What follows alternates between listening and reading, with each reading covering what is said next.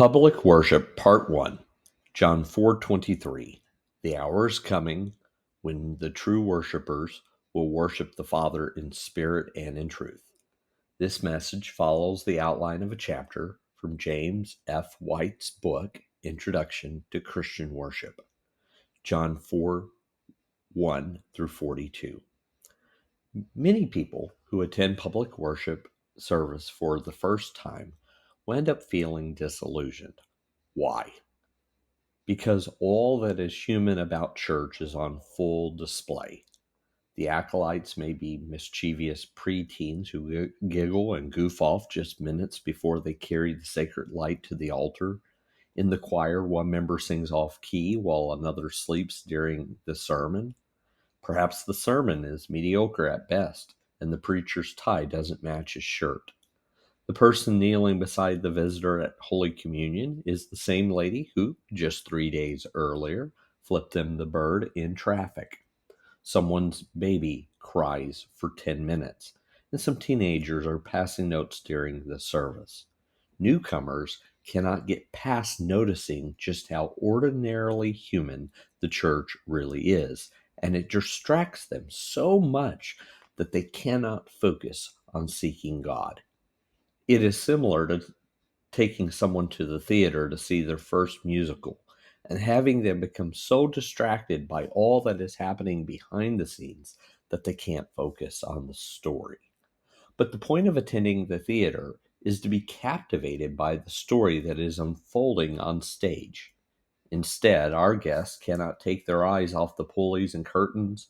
They become distracted by the sound and light technicians, and they scrutinize the stage, looking for evidence that the backdrops are a facade. Because they cannot draw their attention away from the mechanics of the stage, they cannot discover the real thrill of attending the theater. They cannot look behind the fact that it is all a production. The same thing can happen in public worship. People become so distracted by those leading and participating in worship that they miss out on what the whole thing is pointing to: God. And one can lose track of God, not only in a service filled with mediocrity.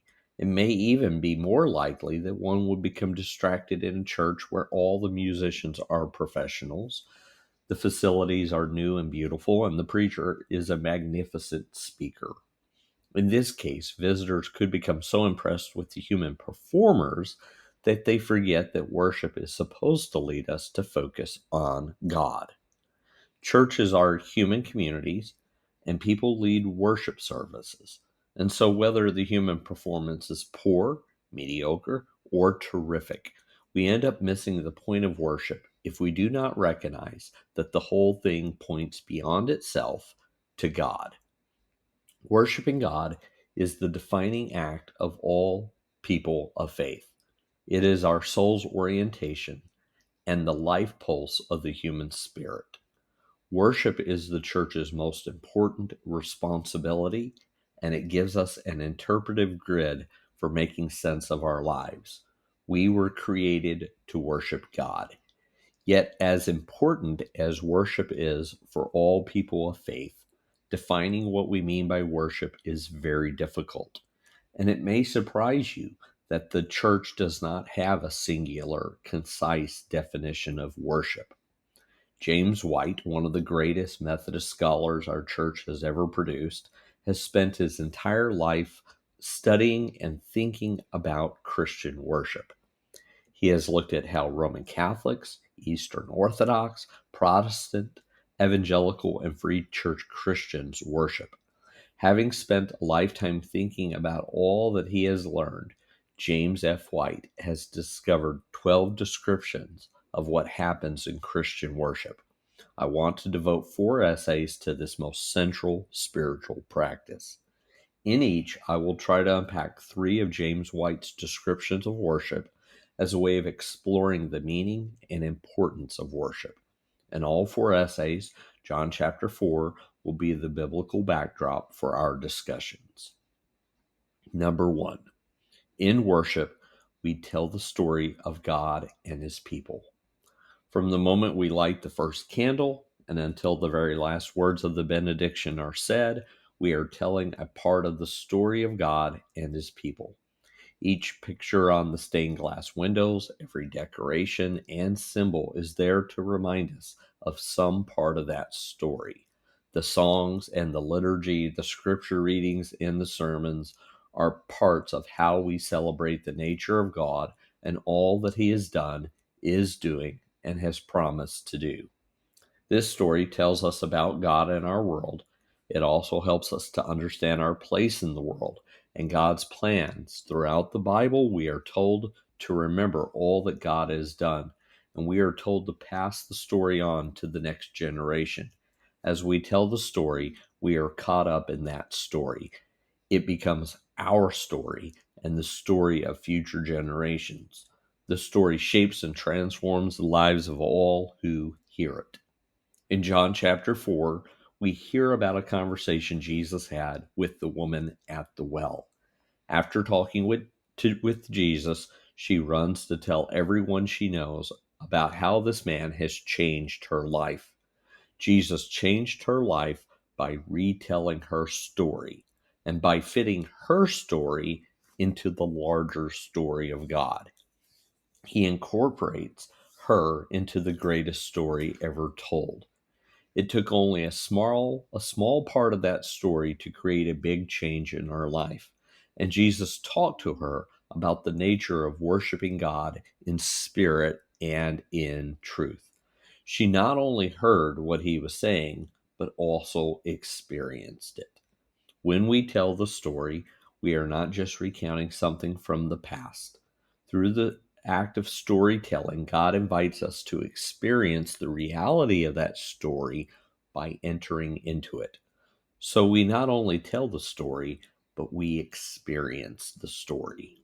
Number two, in worship, God reveals himself to us and invites us to respond. In worship, we are not called to be a passive audience. Worship has a reciprocal nature. It is an encounter between the living God and his people. Worship is relational. We offer ourselves and communicate our love and desire for God through prayer, song, motion, stillness, silence, monetary gifts, acts of devotion and commitment, and many, many other expressions of faith and love.